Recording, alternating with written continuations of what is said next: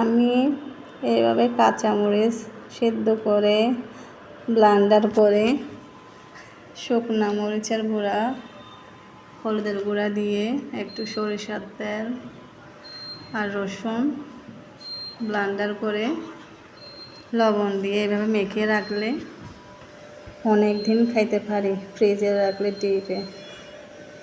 তো কাঁচামরিচের তরকারিটা অনেক মজা। এভাবে করে আপনারা করে দেখেন, অনেক ভালো লাগে, বরফও হয় না। রান্নার 5-10 মিনিট আগে নামাই রাখলে হয়ে যায়। এভাবে ভালোভাবে মেখে সব আমি বক্সে রাখতেছি। এভাবে রাখলে অনেক দিন খাওয়া যায়। ডিপে রাখতে হবে আবার। রান্নার 5-10 মিনিট আগে নামাই রাখলে রান্না করা যায়। কাঁচামরিচের তরকারি অনেক মজা। মাশাআল্লাহ, অনেক হইল 1 কেজি কাঁচামরিচ এখানে।